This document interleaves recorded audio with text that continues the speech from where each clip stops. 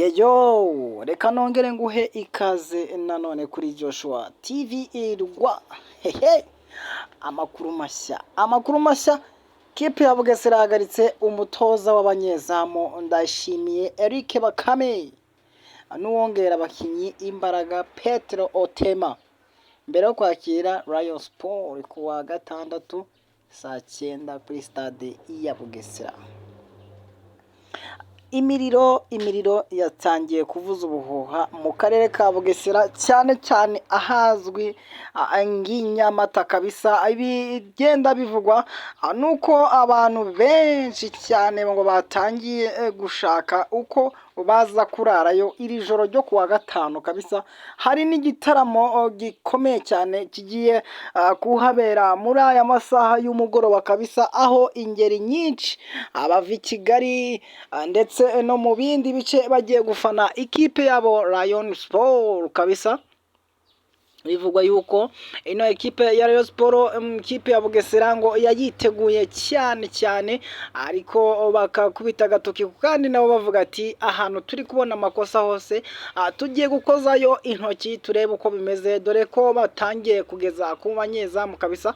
Wahoze atoza abanyezamu ngo bigaragara yuko ashobora kuba hari akantu yafashe kugira ngo aze kuba yatakaza ino match. Ibyo ni ibiki bitangiye muri ruhago yacu kabisa.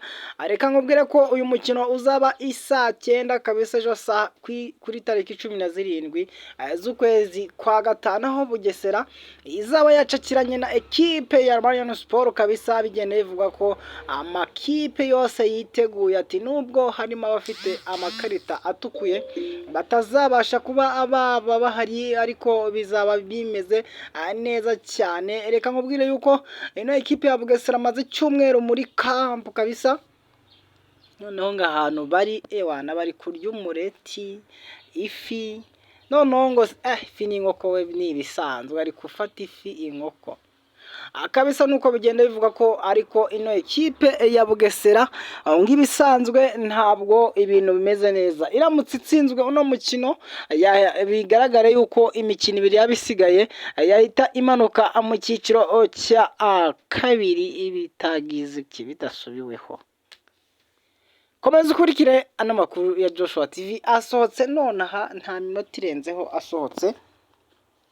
Bugesera ahanini kugenda ikorera imyitozo nta hantu hatazwi, ntabwo bazi ngo ekipe imeze bite. Amakuru agenda acicikana nuko ngo sitade ya Bugesera kugeza ubu ngubu nta n'inyoni iri kwacyara, nta nyoni ntaki. Abakozi bakora muri stade babirukanye bagira ngo iki, baravuga ati mugomba gutaha mukavuga ukuntu ibi bintu bimeze kabisa. Twe turabyikurikiranira ng'ubuyobozi bwa ekipe ya Bugesera kabisa, ariko ntago biri kure cyane, dore ko ino ekipe ya Bugesera yo bafite prime y'ibihumbi 300 buri mukinyi gutsinda Rayon Sport. N'amafaranga yavuye he? Ni ikibazo ugomba kwibaza. Nanjye ntubimbaze niko kubyumva, ariko ntubimbaze ko sinzi ngo yavuye he. Kandi ekipe itagira imishahara, itagira ikintu iki byose, witwa Kamarade kabisa, arimeze neza, nawe ameze neza cyane. Omar Haba mwataka ukomeye cyane, unganye ibitego na Faringanye kabisa, ngo nawe ngariteguye ngo kugira ngo azagire icyo atanga muri ino ekipe ya Bugesera kabisa. Uno mukino witabiriwe cyane, dore ko ngo urebye neza amatike yo amaze kugurishwa agera kuri 90 kwijana. Niba utaragura itike yawe utegereje ikintu, bimbaze icyo utegereje, kuko nge ntabwo mbizi. Iyanjye namaze kuba nayigura kugira ngo tuzahurire ku mukino wa Bugesera yakira Rayon Sport. Ese ninde uzatsinda? Ninde uzashira mu gitebo mbere?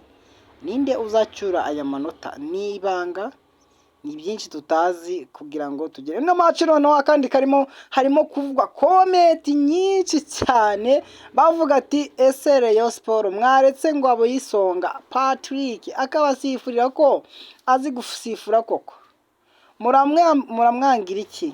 Ari waje aramusubiza aramubwira ati wowe ibintu yakoreye Viziki na Marine urabizi ukuntu yakuze neza, ariko isi nawe yaramuhinduye pe.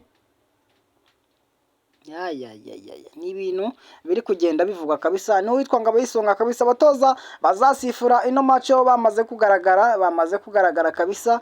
Ni ibintu bishimishije cyane. Reka nkubwire ngo ni Joshua TV, ntugende udakanze kuri subscribe inshuti yanjye, ni iby'agaciro cyane. Kandi urakoze kuba wabana natwe muri aya masaha y'igicamunsi. Reka dutegereze umunsi, hasigaye amasaha atagera kuri 20. Reka dutegereze. Ni Joshua.